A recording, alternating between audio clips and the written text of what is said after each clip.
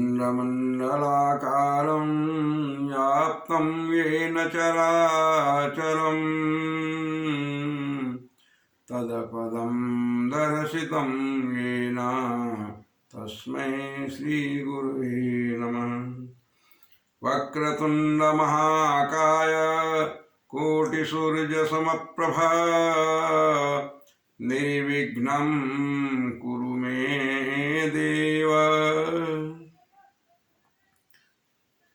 सर्वकार्येषु सर्वदा। ॐ श्री गणेशाय नमः। सीतारामाभ्यां नमः। ॐ आंजनेयाय नमः। प्रिय भक्तों, लंका कांड की कथा, सीता की प्रथम अग्नि परीक्षा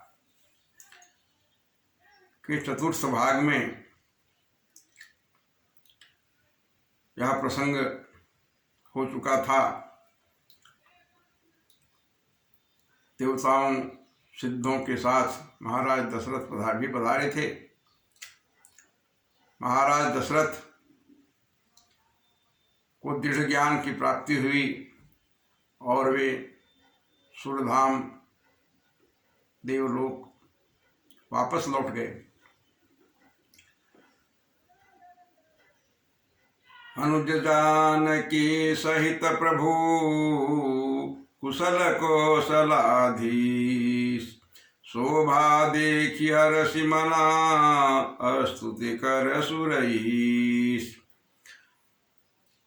यहाँ तक प्रसंग कट हुआ था। महाराज दशरथ के चले जाने के बाद सुरेश देवराज इंद्र ने प्रभु राम की स्तुति की।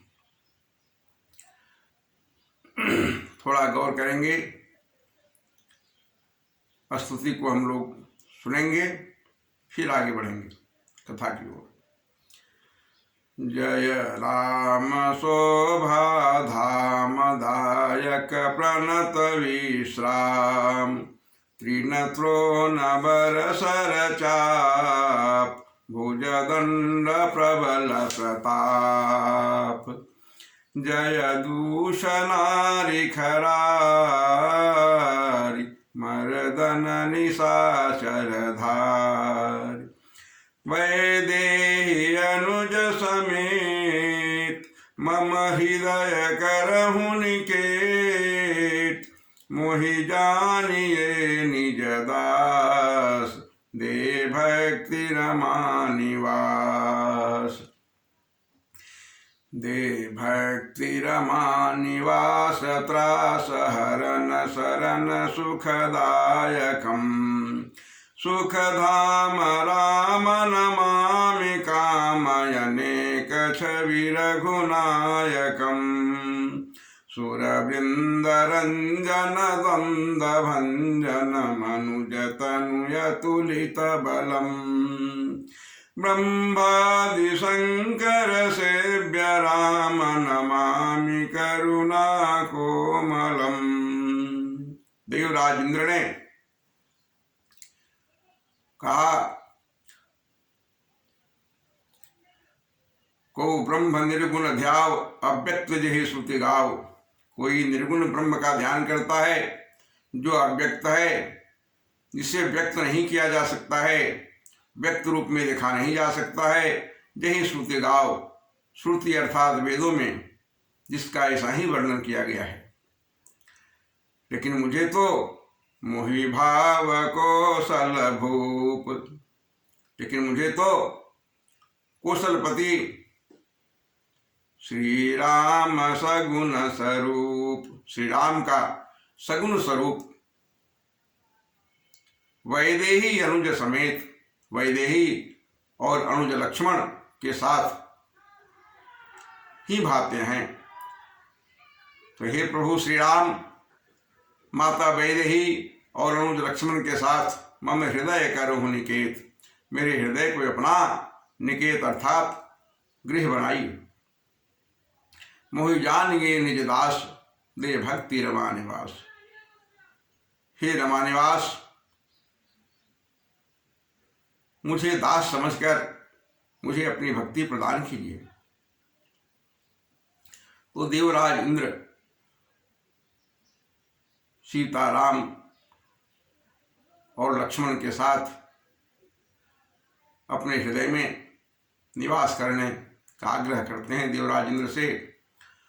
और फिर आगे पूछते हैं, फिलहाल मेरी सेवा योग्य कोई कार्य है तो आदेश किया जाए।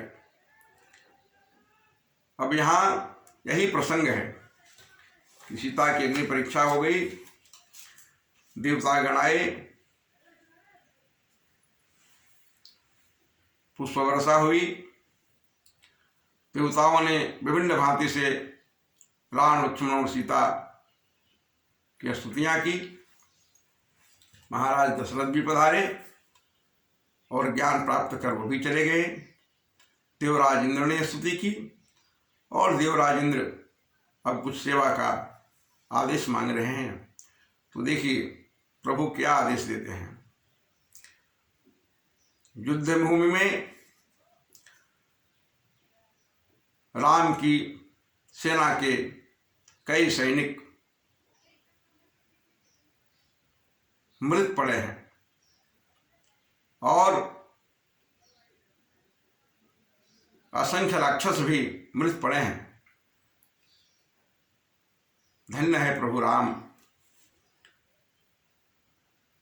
रण में विजय के बाद रणभूमि में जो उभय पक्ष के सैनिक पड़े हैं मृत, उनकी चिंता प्रभु राम को है, उनका भी कल्याण करेंगे अयोध्या वापस जाने से पहले। तो प्रभु राम देवराज इंद्र को क्या आदेश देते हैं वो सुनिए।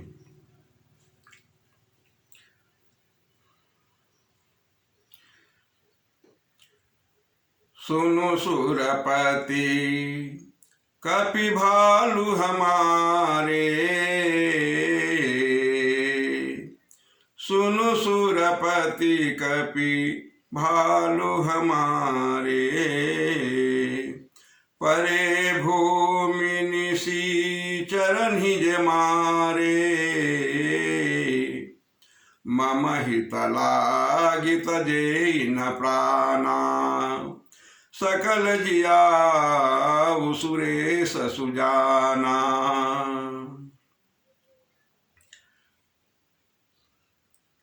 सुनु खगेश प्रभु के यह बानी, सुनु खगेश प्रभु के यह बानी, अति अगाध जानहि मुनि ज्ञानी, प्रभु सक त्रिभुवन मारि जियाई। गौर कीजिए क्या लीला है प्रभु की, कैसी मर्यादा का पालन करते हैं प्रभु, कैसा बड़प्पन देते हैं अपने सेवकों को। प्रभु सक त्रिभुवन मारि जियाई, केवल सक्रही दिन्नी बढ़ाई। प्रभु राम सुरपति देवराज इंद्र को कहते हैं कि हमारे अनेक वानर भालू रणभूमि में पड़े हुए हैं जिन्हें निशाचरों ने मार गिराया है। इन्होंने मम हित लागित जेहि न प्राणा, इन्होंने मेरे हित के लिए अपने प्राणों को त्याग दिया है। हे देवराज इंद्र, इन बंदर भालू को आप जीवित कर दीजिए। वहां काकभूषुंडी जी महाराज गरुड़ जी को यह कथा सुना रहे हैं। काकभूषुंडी जी महाराज गरुड़ जी को कहते हैं कि हे खगेश, पक्षियों के राजा गरुड़ जी महाराज, प्रभु की यह वाणी, यह आदेश अत्यंत अगाध है, इसका था नहीं है। मुनि ज्ञानी ऐसा कहते हैं। प्रभु तो ब्रह्म के अवतार हैं, वह त्रिभुवन को क्षण भर में मार सकते हैं और जीवित कर सकते हैं, लेकिन सेवक सक्रहि केवल सक्रहि दिन बढ़ाई, लेकिन शक्र इंद्र को बड़प्पन देने के लिए प्रभु राम ने ऐसा कहा कि आप जला दीजिए। सुधा बरसी कपि भालु जी आए, फरसी उठे सब प्रभु पहीं आए। देवराज इंद्र ने अमृत की वर्षा की रणभूमि में इससे बंदर भालू जीवित हो उठे और प्रसन्न होकर प्रभु श्री राम के समीप पहुंच गए। अब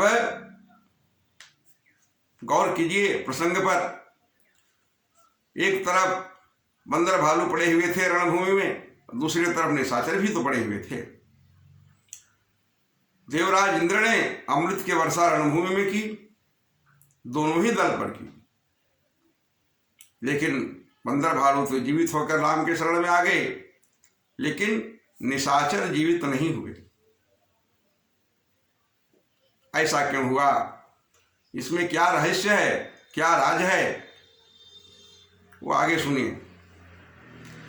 सुधा वृष्टि भय दुहु दलऊ पर, सुधा वृष्टि भय दुहु दलऊ पर, जिये भालु कपि, जिये भालु कपि नहीं रजनीचर। भालु और कपि जीवित हो उठे, लेकिन रजनीचर राक्षस नहीं जीवित हुए। क्या रहस्य हुआ इसमें? प्रभु राम ने ऐसा क्यों किया? तो आगे कहते हैं गोस्वामी तुलसीदास और यहाँ गरुड़ जी महाराज को काकभूषुंडी जी महाराज कथा सुना रहे हैं। कह रहे हैं रामाकार भय तिनके मन, मुक्त भय छूटे भव बंधन। सुनयंसिक, गौर कीजिए, सुरयंसिक सब कपि अरुरी छा, जिये सकल रघुपति की इच्छा। ये बंदर और भालू जो राम की सेना में सहायक थे, ये सभी सूर्यंशिक देवताओं के अंश थे। रामावतार होने का जब समय आया तो सभी देवता जो है तरह तरह के रूप, सभी देवता जो है बंदर भालू का रूप लेकर धरती पर अवतार ले चुके थे। ये बंदर भालू सभी के सभी देवताओं के अंश थे, इसलिए इन्हें जीवित किया गया। प्रभु राम की ऐसी इच्छा थी। और निशाचरों को क्या किया गया? निशाचरों का मन जो है युद्ध भूमि में आकर रामाकार हो गया था, राम में लीन हो गया था। उनका उद्धार करना था प्रभु को। मुक्त भय छूटे भवबंधन। तो ये निशाचर जो मारे गए युद्ध भूमि में, ये मुक्त हो चुके थे, इसलिए वो पुनः जीवित नहीं हुए। बोलिए सियावर रामचंद्र की जय। गोस्वामी तुलसीदास जी कहते हैं राम सरिस को दीन हितकारी, राम सरिस को दीन हितकारी, किन्हे मुकुट निशाचर झारी। खलमल धाम, ध्यान दीजिए, खलमल धाम कामरत पावन, ध्यान दीजिए, खलमल धाम कामरत रावण, गति पाई जो मुनिवर पावन।